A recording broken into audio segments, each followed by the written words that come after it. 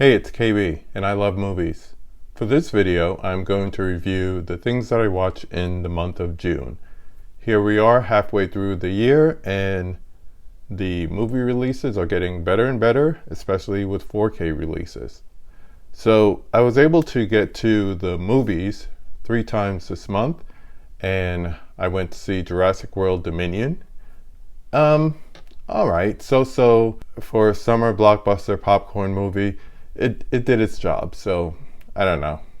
It wasn't great, but it wasn't terrible. Just needed more dinosaurs eating people kind of thing. I also was able to see Lightyear. That was cute. But I mean, here we are in 2022, and we're basing it on a franchise that started in 1995. We have an entire generation that may not even know who Buzz Lightyear is. So I don't know. It's going to be great on Disney Plus. I know that much. And the other movie that I was able to see, and I probably will go and watch this again, was Elvis. I'm a big Baz Luhrmann fan, and I was happy to be able to see that. It's long. It does the musical biopic thing, but for the majority of it, it was a Baz Luhrmann film with the montages and the music and the fantastic colors and everything. But in the end, it really went into just being a biopic. But it is what it is. As far as physical media, I got around to seeing not as many movies as I normally do. I usually average about a movie a day. And this month I didn't do any challenges. I didn't get into any Nick Cage stuff, but I watch a few things. Getting ready for Jurassic World Dominion, I watched Jurassic World, of course, and then all of the subsequent sequels, all the way up to Fallen Kingdom. Ugh. But moving on to something that was a lot better, I picked up Drive, the second sight release. As you know, this is just a single case. I did not get the box, but like I said in the live stream that we had with 20th and 21st movies last night, it's all about the contents of this 4K, and this 4K is excellent. So whenever I'm up late at night, I'll probably think I could watch Drive again. I also picked up The Untouchables. This is a movie that I watched way too much when I was a teenager, and I was happy to see it come out on 4K. First watch, I wasn't really too impressed, but I did some adjustments, and it really was okay after all that. I'm just happy to have the movie and not just be a DVD. It looks a lot better than my old DVD.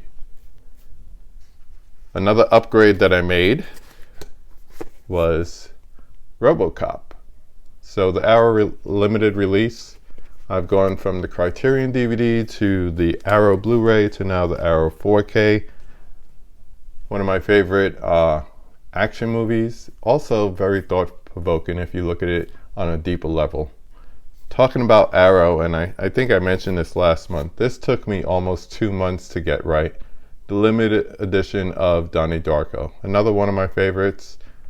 Talks about time travel and has a lot of great acting from a very illustrious cast. You have Jake Gyllenhaal, you have his sister Maggie, Seth Rogen's first movie, the late Patrick Swayze, Drew Barrymore, Noah Wyle, list goes on and on.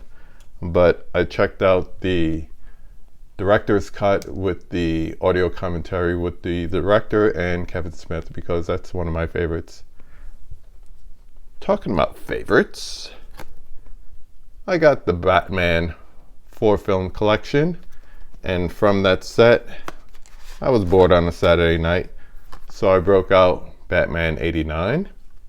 That was fun to revisit. I just sat there doing a quote along by myself.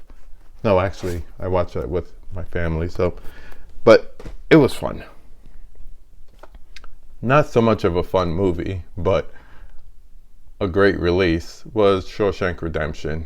So it was great to revisit this. It's a great film. It's a long film. I don't remember it being that long. How long is this thing? It is 2 hours and 22 minutes. But always a good film to watch. Great story and great 4K. Very nice. I also got into some Blu-rays. My wife had never seen Tombstone, so I broke that open and we watched this. I know there's supposed to be a 4K of this coming out soon, but I have the Blu-ray. I'll probably stick with the Blu-ray, but this is a good one. Another great movie with great cast. A lot of great actors in that one. Also from the dollar store, I got Any Given Sunday, or Big Lots maybe, don't remember, one or the other. Yeah, this was fun to revisit. It definitely showed its age as far as when it was made to now, as far as the editing and so forth. Certain editing techniques kind of dictates the time that it was recorded in. This I know I got from the dollar store. For you old school people out there like me, Breakin'. Didn't realize it, but the sequel, Breakin' 2 Electric Boogaloo, came out the exact same year. They actually say that at the end. You have Ice-T rapping, and he says something about wait for part 2. And it came out the exact same year as this, so I believe this was 1984.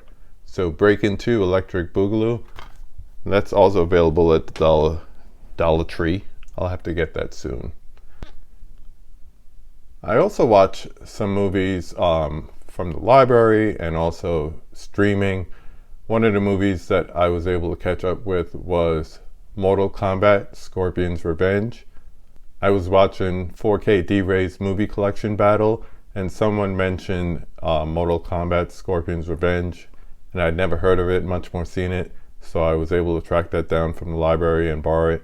It was pretty good for an animated series, and was pretty adult.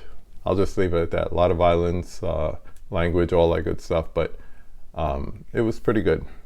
In addition to that, I streamed a few things. Actually, the majority of the month was spent streaming more than watching physical media. On Netflix, I watched the movie Hustle, the Adam Sandler movie. If you're a basketball fan, I highly recommend this. A lot of great cameos, especially from Philadelphia 76er players.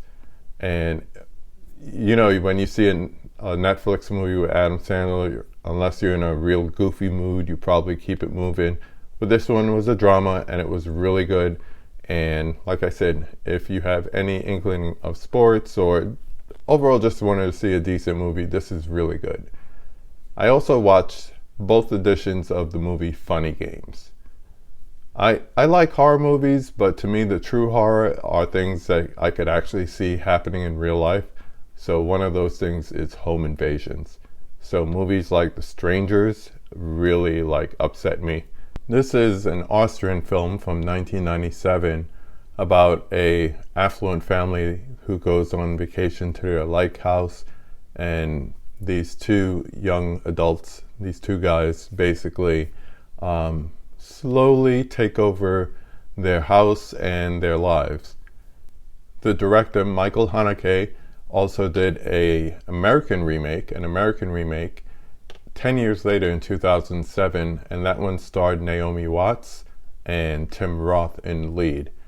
And between the two, there are really slight differences. It's almost a perfect remake to the original, kind of like what Gus Van Sant attempted to do with Psycho. But unless you're looking into it, you really don't see the minute changes between the original and the American remake.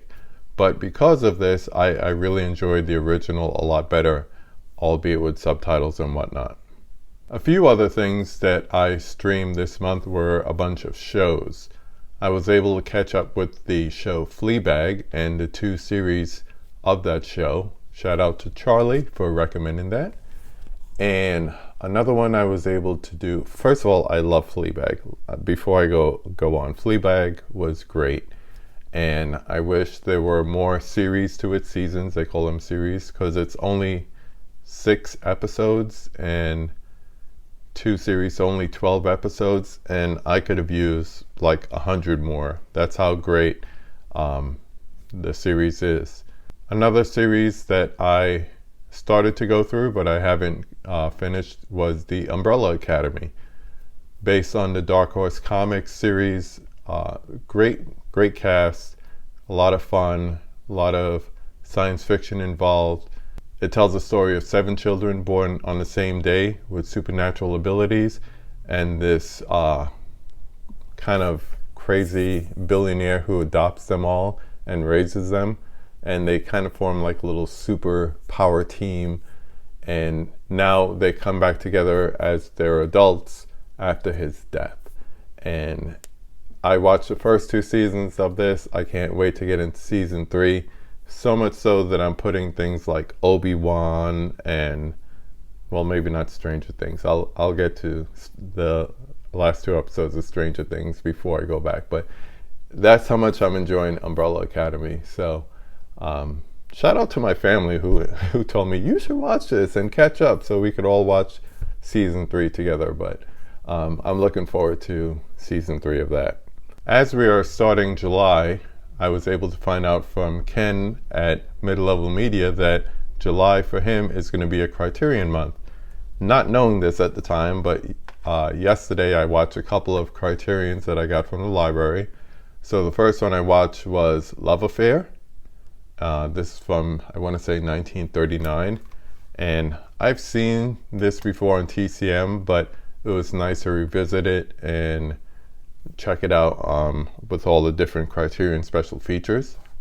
Another one is Dick Johnson is Dead.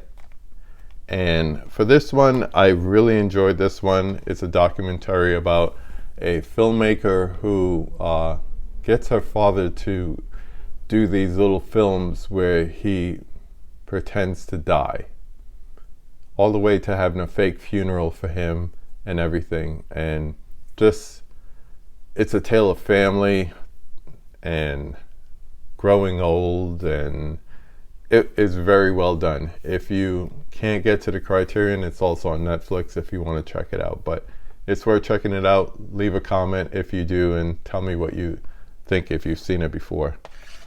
And the third one is Miracle in Milan. And this one was interesting, a little bit of the fantastical nature about it at a certain part, but a group of vagabonds get together and start kind of like a little community, and then they realize that this land has water springing from the ground and also oil. And from there it gets, like I said, pretty fantastical and fantasy-like, and it was cute. It was very pleasurable to watch. So for the month of July, I normally watch science fiction movies, and I will try to incorporate science fiction along with Criterion watches and kind of dabble on both ends of those. There are quite a few science fiction movies, although you wouldn't think so on first look from Criterion, but there are a lot of science fiction and fantasy movies, so I'll include some fantasy movies as well. But for now, that's all I have for this video. So please, as always, feel free to like this video, leave a comment, subscribe. I'm trying to get to 100 subscribers and maybe do a live stream or something like that together. And also, if you want to, go ahead and hit the bell notification so you'll know when I have a new video up. But until then, go watch a movie.